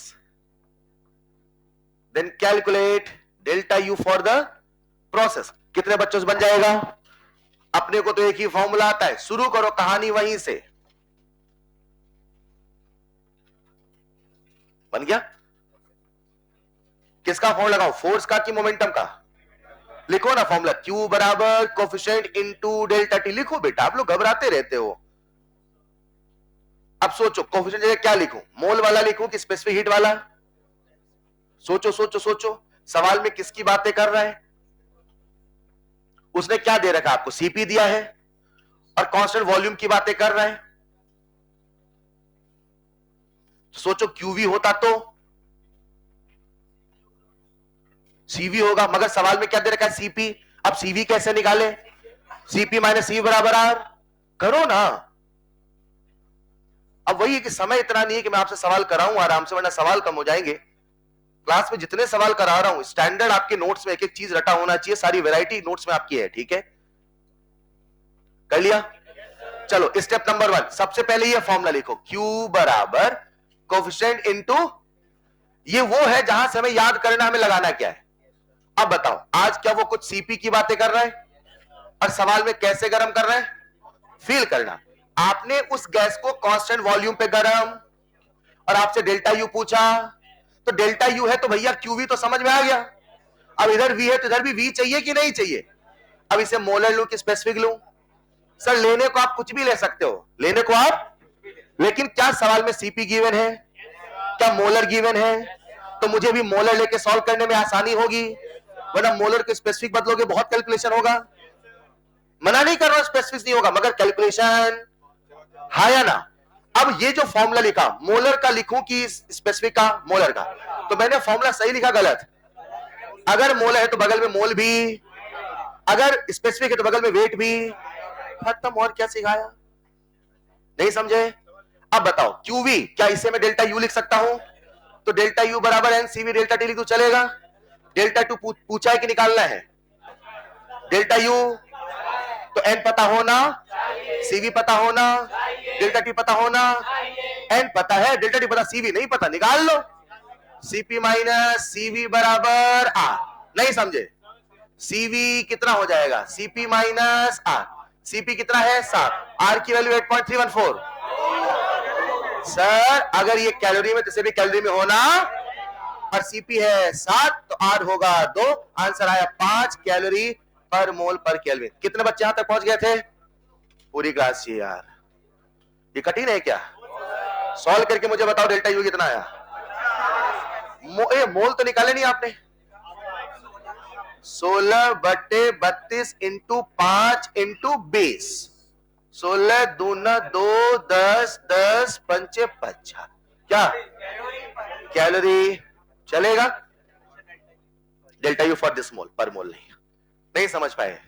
ये कठिन था क्या? कितने फॉर्मूले आपको याद कराए? बोल के बताओ।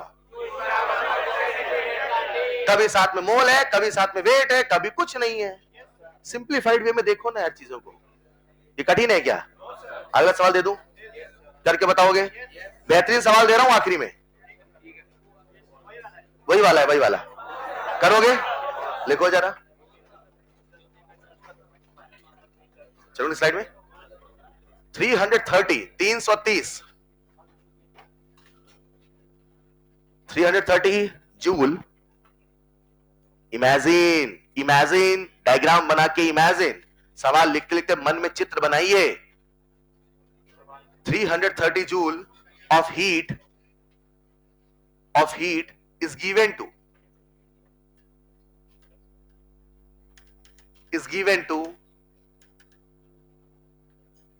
3 mole of argon gas.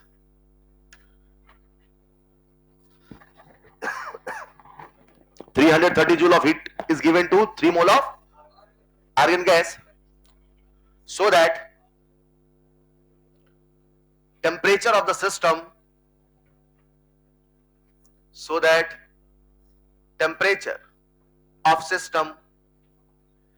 increases by 2.5 Kelvin. So that temperature of system increases by 2.5। रुको, कितना जूल हीट दे रहे हो? किसे दे रहे हो? कितने मोल हैं? टेम्परेचर कितने से बढ़ा? यहां तक clear? If this process is performed at constant pressure,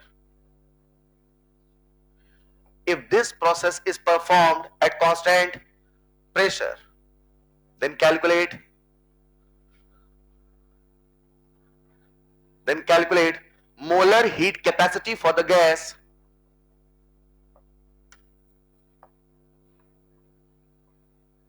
Calculate molar heat capacity for the gas at constant volume. कुछ समझे बच्चों? कितने बच्चों से बन जाएगा रेजो हैंड, ताकि समय दूं मैं?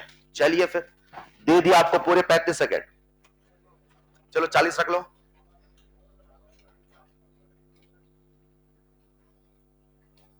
एक फॉर्मूला, एक कंसेप्ट, शुरू हो जाइए।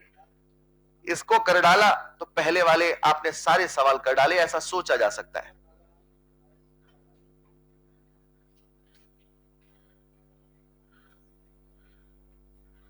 कुछ कहना चाह रहे?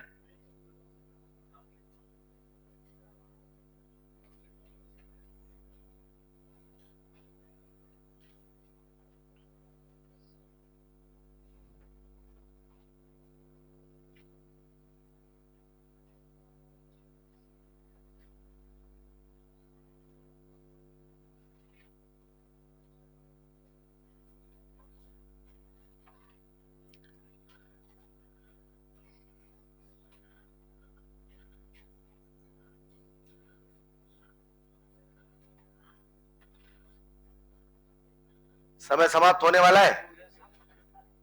कैलकुलेशन है क्या?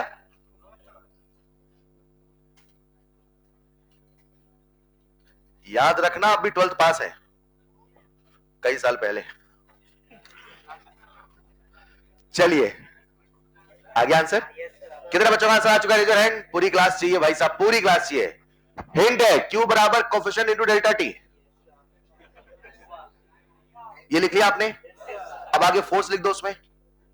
Q दिया है, अब सोचो वहां पे क्या लिखे, मोल वोल की बातें हैं तो कौन सा फॉर्मूला लगाओगे? कितना आसान है यार।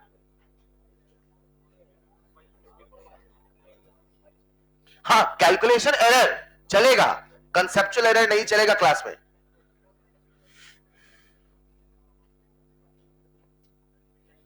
$33 and answer is 44। 44 नहीं आया? 44 नहीं आया? 44 तो आया है, मगर वही आंसर नहीं है, उसके आगे भी तो कुछ है।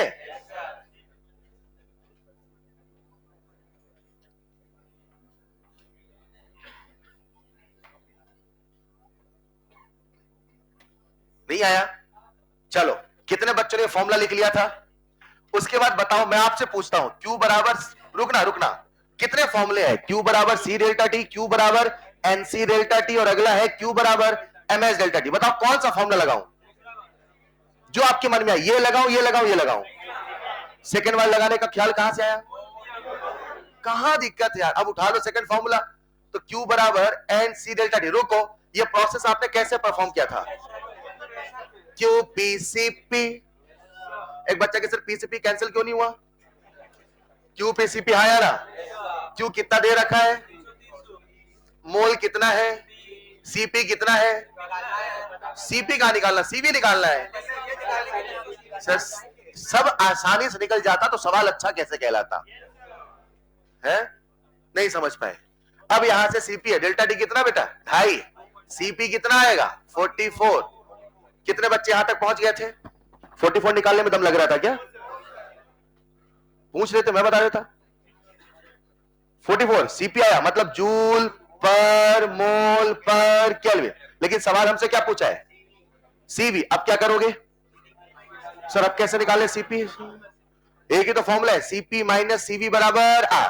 CP माइनस CV बराबर, नहीं समझे बच्चों? यहां से CV आ चुका है 44 minus 8.3 and answer is nothing but 35.7 joule per mole per kelvin. क्या ये कठिन है? अब जितने सवाल कराए, हमारी अपनी फिजिकल केमिस्ट्री में हीट कैपेसिटी के भी सवाल बहुत कम है। इसके और सवाल आपको मिलते हैं फिजिक्स में। कहां मिलते हैं? तो ये एक ऐसा टॉपिक है, और जो अगला टॉपिक ले रहा हूं, ये दो टॉपिक जो आपको फिजिक्स और केमिस्ट्री में ढेर सारे सवाल देखने को मिलेंगे। यहां तक जितने सवाल कराए, सारे सवाल आप एक बार घर जाके फिर से करें और मॉड्यूल के सवाल जरूर लगाएंगे। नहीं समझ पाए तो आपका होमवर्क है, सबसे पहले हीट कैपेसिटी रिवाइज करना और फिर हीट कैपेसिटी सवाल मॉड्यूल से लगाओगे। डन? बोलो बेटा, चलेगा? वो डेल्टा टी कैंसिल हो गया, ऐसा कह रहे हो क्या? क्लास के बाद मिलना। एक तरीका और आता है, बच्चे मुझसे कहते हैं सर CP अपॉन CV कर ले और गामा की वैल्यू 1.4 लिख के कर ले, ऐसा? सॉरी, मोनोटॉमी 1.6, उससे आंसर नहीं आएगा। आप जब डिग्री ऑफ फ्रीडम पढ़ोगे तो डिग्री ऑफ फ्रीडम के आपको केसेस बताए जाएंगे, वहां बोला जाएगा कब ट्रांसलेटरी लेना है, कब क्या लेना है। अभी हम उन बातों पे बात, तो आपको ऐसे ही सवाल सॉल्व करना है, अभी गामा कंसेप्ट मत लगाओ। ठीक है बेटा, आगे बढ़े क्या? आ जाओ। अभी तक हमने क्या सीखा? कोई मुझसे कहे तो मैं कहूंगा हमने दो ही चीजें सीखी, एक सीखा हीट, एक सीखा सर डेल्टा यू भी तो सीखा रहे, वो भी तो हीट ही निकला। डेल्टा H भी तो सीखा, वो भी तो हीट निकला। अगर कभी बोले heat at constant pressure, delta, heat at constant volume, समझ गए? अब मेरी बात को सुनना प्यारे बच्चों, सब लोग बोर्ड पे आओ। अगर मैं आपसे कहता हूं Q, क्या कहता हूं? तो Q निकालने के 1000 तरीके आ चुके हैं। Q बराबर C डेल्टा टी, Q बराबर NCP डेल्टा टी, Q बराबर सो ऑन। यस और नो? अब हम दूसरा जो हमारा पाथ फंक्शन है, दैट इज वर्क। कौन है? क्या हीट एक पाथ फंक्शन है? पूरी क्लास चाहिए। वर्क भी एक अलग अलग पाथ में अलग अलग होगा। पाथ बोलने में दिक्कत आती, पथ बोल लो, अलग अलग पथ में अलग अलग होगा। हाँ या ना? एक सवाल बोलता हूं, हम कितनी प्रोसेस करा रहे हैं? 4। आइसोबैरिक, आइसोकोरिक, वैसे तो इनफाइनाइट है पर अपने केस में 4 ही है ना? Isothermal, isochoric, isobaric, adiabatic. Done?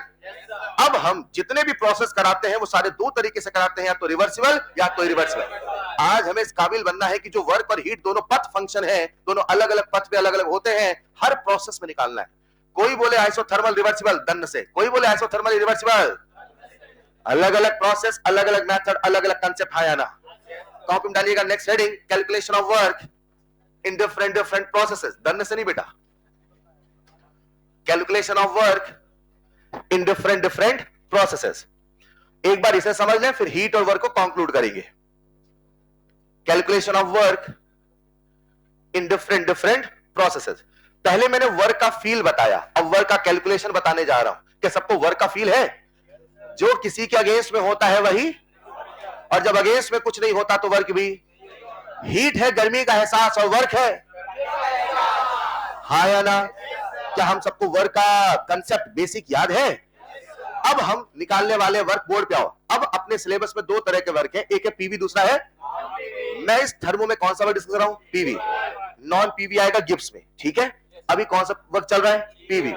PV work भी कितने टाइप के होंगे? या तो होगा रिवर्सिबल, या तो होगा मतलब बच्चा ऐसे समझे, मुझसे सवाल पूछेगा calculate the work done in chemical reaction, मुझसे सवाल पूछेगा calculate the work done in reversible process, calculate the work done in reversible process. नहीं समझे? अभी समझोगे। कितने केस होने वाले, कितनी प्रोसेस आपको आती है? 4। Isothermal, isobaric, isochoric, idea, reversible, irreversible, reversible, irreversible, reversible, irreversible. कितने हो गए? 8। और एक केमिकल रिएक्शन 9 केस में सवाल पूछे जा सकते हैं। डन? एक एक करके किस्सा शुरू करें तो लिख लेना। सबसे पहली हेडिंग डालना इरिवर्सिबल। सबसे पहले सबसे आसान वाला कर रहे हैं, इरिवर्सिबल। सर कर क्या रहे? वर्क निकाल रहे हैं। कहां निकाल रहे? अलग अलग। क्यों निकाल रहे? सर अलग अलग प्रोसेस, अलग अलग पथ, अलग अलग पथ, अलग अलग वर्क। नहीं समझे? सबसे पहले कौन सा प्रोसेस लिया? आ जाओ जरा। अपने को तो वर्क का एक ही फॉर्मूला आता है, याद है क्या? W बराबर माइनस पी एक्सटर्नल डेल्टा। अब कुछ बेसिक बातें जो आपको पता हो पहले लिखते चलो। तो इरिवर्सिबल प्रोसेस हो, कोई भी प्रोसेस हो, मात्र एक फॉर्मूले से कहानी शुरू होगी, minus P external delta we. अंत में देखना चीजें मिनिमाइज कर दूंगा। हीट कैपेसिटी मात्र एक फॉर्मूला, Q बराबर coefficient into delta T. Work मात्र एक formula, minus P external delta we.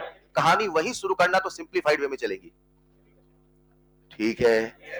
वहां से कहानी शुरू करना, खत्म नहीं करना है, है ना? अपने को वर्क का फॉर्मूला कौन सा मिला? Minus P external delta we. उसके पहले कुछ आपको पहले बता रखा था। क्या सबको इरिवर्सिबल प्रोसेस याद है? एक एक करके रेत हटाया कि झटके से हटाया? रेत याद आ रहा है? एक एक करके रेत हटाया था, झटके से हटाया। मार्कर को 1 लाख साल में गिराया, मार्कर को झटके से गिराया। जितने भी इरिवर्सिबल प्रोसेस होती है वो रियल है कि आइडियल है? वो इनफाइनाइट टाइम में होती है कि फाइनाइट? उनमें एक्सटर्नल प्रेशर वेरिएबल होता है, कांस्टेंट। इतना तो हर बच्चे को याद है। अब इसके आगे चलना, ठीक? इतना पहले बता रखा, लिखते चलना, पॉइंट बना के, bullet point, dot dot dot, फटाफट। Real process, finite, P external, constant. आ जाओ जरा। इमेजिन करते हैं हमारे पास आइडियल गैस सिस्टम है। सुनो, हम निकाल रहे वर्क, या तो होगा गैसियस सिस्टम या तो होगा।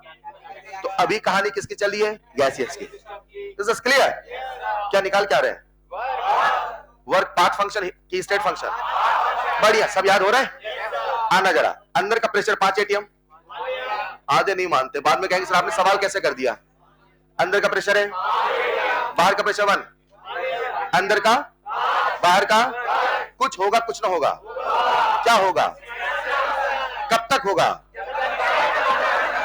जब तक कि अंदर का प्रेशर बाहर के बराबर ना हो जाए। किसी भी एक्सपांशन या कंप्रेशन प्रोसेस में, किसी भी एक्सपांशन या कंप्रेशन, जो P2 होगा वो हमेशा P एक्सटर्नल के बराबर होगा। P2 बोले तो फाइनल प्रेशर, 2 बोले तो फाइनल कंडीशन, 1 बोले तो इनिशियल, P2 बोले तो फाइनल। जो फाइनल प्रेशर होगा वो एक्सटर्नल के बराबर होगा। अंदर का प्रेशर 5, बाहर का प्रेशर, एक्सपांशन करो, कब तक होगा? जब तक कि अंदर का बाहर के बराबर नहीं होगा। P2 बराबर 1 एटीएम। अंदर का 1, बाहर का 5। कैसे आप जल्दी से करा देते हो? कंप्रेशन की बात समझ पा रहे हैं ना? बाहर का प्रेशर 5, अंदर का प्रेशर दबाएगा कि उठाएगा? कब तक? जब तक कि अंदर का प्रेशर 5 एटीएम ना। अरे हाँ या ना? रुको, जब भी रिवर्सिबल प्रोसेस होगा, जो भी फाइनल प्रेशर होगा वो पी एक्सटर्नल बराबर होगा। बच्चे ने वर्क का फॉर्मूला रटा है minus P external delta we. कभी कभी सवाल में माइनस पी एक्सटर्नल नहीं होता, फाइनल प्रेशर होता, बच्चा कहता है इनसफिशिएंट डाटा। लाला, अगर पी एक्सटर्नल नहीं है तो जो फाइनल प्रेशर है उसे ही पी एक्सटर्नल मान लिया जाएगा। क्लियर? कॉपी में लिख लो, P2 बराबर पी एक्सटर्नल। 7-8 स्टार लगा दो। कम है क्या? लिखिए, जब भी आएगा P2 से हम पी एक्सटर्नल मानेंगे, P external P2, P2 P external. Hello, चलो अलग अलग प्रोसेस में वर्क निकालते हैं। अपनी बेल हुई है क्या? कब हुई? अभी नहीं हुई। आओ एक मिनट, छोटे छोटे पॉइंट लिख लेते हैं, छोटे छोटे छोटे छोटे। अगर प्रश्न कभी बोले फ्री एक्सपांशन, क्या बोले? बोलो वर्क डन कितना? लिखते चलो, दन दन दन। अगर कभी सवाल बोले वैक्यूम, क्या बोले? बोलो वर्क डन। अगर कभी सवाल बोले आइसोकोरिक प्रोसेस, कौन? क्या बात कर रहे हो? आइसोकोरिक में भी? कैसे पता चला? आइसोकोरिक वॉल्यूम है constant, no compression, no expansion, work done बराबर 0। कोई वर्क ही नहीं होगा, पीवी वर्क नहीं होगा। और वही तो हम पढ़ रहे हैं। अगर कभी सवाल हमसे बोलता है बॉम्ब कैलोरीमीटर, क्या बोलेगा? तो प्यारे बच्चों याद रखना, ये जो बॉम्ब कैलोरीमीटर है ये कांस्टेंट वॉल्यूम का ही प्रतीक है।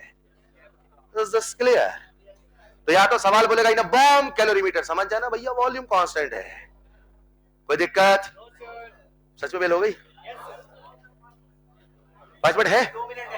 2 मिनट? आ जाओ।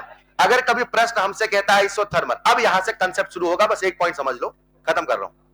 आइसोथर्मल बच्चों हम क्या निकाल रहे हैं? वर्क। रिवर्सिबल की इरिवर्सिबल? यहां तक आसान था। हम क्या निकाल रहे हैं? वर्क। रिवर्सिबल इरिवर्सिबल पूरा जैसे खत्म होगा मैं पूरे के पूरे फॉर्मूले आपको याद कराऊंगा, मेरी गारंटी। अभी बस सुनते चलना, ठीक है? कौन सा प्रोसेस लिया? आइसोथर्मल की परिभाषा आप मुझे बताओ। टेम्परेचर कांस्टेंट, मोल भी। हमारा सिस्टम ओपन है क्लोज? ओपन है क्लोज? चलेगा? थर्मोडायनेमिक लॉज ओपन में लगते हैं, क्लोज में? क्लोज में। क्या प्यारे बच्चों टेम्परेचर कांस्टेंट है? क्या मोल भी कांस्टेंट है? अगर टेम्परेचर है कांस्टेंट तो बदला कौन है? पीवीटी। पीवीटी टेम्परेचर हुआ कांस्टेंट तो वेरिएबल पी और वी। क्या पी और वी वेरिएबल है? अब यही खेल होगा, सुनना। हम निकालने वाले हैं वर्क। क्या निकालेंगे? अपने को तो वर्क का एक ही फॉर्मूला आता था, एक ही आता है, एक ही आता रहेगा, minus P external delta we. सबसे घटिया सवाल, सबसे घटिया सवाल। सवाल बोलेगा लेट्स इमेजिन एक गैस है, उसका एक्सपांशन हुआ, यहां से यहां हुआ और टेम्परेचर लिखा था एट 27 डिग्री सेल्सियस। क्या बोला था? जैसे बोला एट, क्या बोला? समझ गए? आइसोथर्मल। और जैसे बोला कांस्टेंट एक्सटर्नल प्रेशर, समझ गए? Irreversible constant external pressure. क्या समझ गए? इसका फील पहले बता दिया है, अब उन कंक्लूजन को लेकर सवाल करने की तैयारी चल रही है। ठीक है बेटा? तो अगर प्रश्न कहता है आइसोथर्मल, अपने को एक ही फॉर्मूला आएगा, माइनस पी एक्सटर्नल। घटिया सवाल, पी एक्सटर्नल दिया होगा, V2 V1 दिया होगा, वैल्यू रखेंगे, सॉल्व करेंगे, आंसर आएगा work done by the system. अगर सवाल पूछा work done negative, work done by the system positive. Sign convention याद है? दूसरा सवाल, उसने भाई ने पी एक्सटर्नल नहीं दिया, पी एक्सटर्नल, तो बच्चा परेशान, भाई आप क्या करें क्या करें? तो जहां है पी एक्सटर्नल वहां लिख दो P2 डेल्टा वी। चलेगा? नहीं चलेगा? तीसरा सवाल और कठिन, उसने ना पी एक्सटर्नल दिया, उसने ना और ना वॉल्यूम दिया। अगर वॉल्यूम नहीं देगा तो पक्का प्रेशर देगा। बदला कौन है? या तो P या तो V, या तो देगा V या तो देगा P। अरे टेम्परेचर तो कांस्टेंट है ना यार, या तो देगा V या तो देगा P। घटे सवाल, उसने दिया V, रख के सॉल्व कर लेंगे। उसने V नहीं दिया, अब क्या देगा? P। देना ही पड़ेगा, अपना सवाल कैसे बनेगा? नहीं समझ पाए? तो अगर उसने दिया प्रेशर, क्या दिया? तो क्या जहां वॉल्यूम है वहां प्रेशर लिखना पड़ेगा? अपन सबको आता है PV बराबर, पक्का? यानी मैं कह दूं V बराबर nRT बाई P। जहां है V2 वहां है P2, जहां है V1 V2 P2 V1 P1 V2 V1 क्या ये डेल्टा V है? क्या V2 माइनस V1 है? मगर वॉल्यूम दिया हमें प्रेशर, तो क्या प्रेशर को वॉल्यूम बना के लिख लोगे? तो मैं अगला फॉर्मूला लिख रहा हूं, W बराबर minus P2 nRT by P2 minus nRT।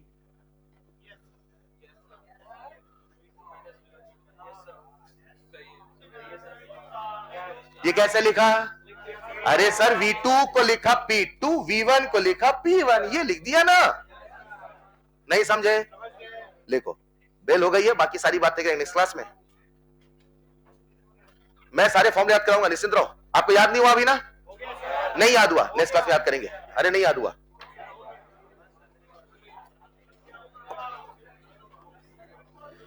तो नेक्स्ट क्लास में वर्क खत्म कर रहे हैं, सारे सवाल करेंगे और घुस चलेंगे उस सवाल की खोज में, आखिर कुछ क्यों होता है। दुनिया घूमेंगे, जापान से लेके